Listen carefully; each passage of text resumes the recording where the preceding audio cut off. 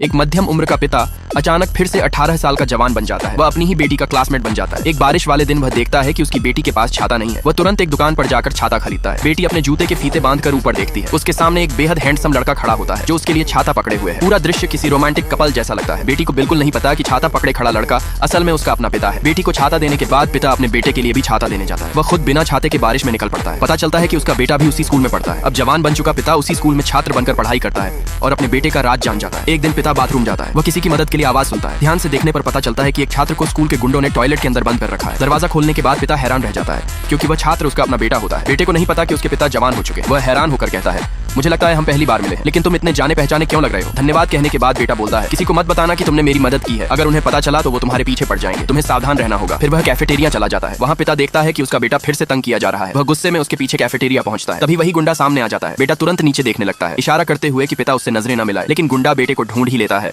और उसका मजाक उड़ाते हुए कहता है, अरे तेरे दोस्त भी बन गए? तेरे जैसे इंसान के भी दोस्त हो सकते हैं। गुंडा पलटता ही है कि पिता उसे आवाज देता है, अरे तुम इधर आओ। गुंडा उस पर बास्केटबॉल फेंकने की कोशिश करता है लेकिन पिता उसे एक हाथ से पकड़ लेता है। फिर जानबूझकर उसे डराता है। गुंडा तुरंत शर्मिंदा हो जाता है। पिता कहता है, तुम्हें सबक सिखाने की जरूरत है। मैं अभी तुम्हारे पापा को बुलाता हूँ। उसकी बात बिल्कुल किसी असली पिता जैसी लगती है। कैफेटेरिया के सारे छात्र हंसने लगते हैं लेकिन इससे पहले कि कुछ हो पाता एक टीचर वहाँ आ जाता है। गुंडे को पिता को छोड़ना पड़ता है। पहली बार बेटे को एहसास होता है कि कोई दोस्त उसकी रक्षा कर रहा है। ये गुंडा सिर्फ बेटे को ही नहीं बल्कि बेटी की माँ का भी सबके सामने मजाक उड़ाता है। जब बेटी को यह पता चलता है तो वह गुस्से में आकर उसे जोरदार मुक्का पेट में मार देती है और चेतावनी देती है, अगर तुमने दोबारा मेरे भाई को परेशान किया तो मैं तुम्हें नहीं छोड़ूंगी। गुंडे ने कभी नहीं सोचा था कि इसी एक मुक्के से वह बेटी पर दिल हार बैठेगा। उसे जल्द ही अपने किए पर पछताना पड़ेगा।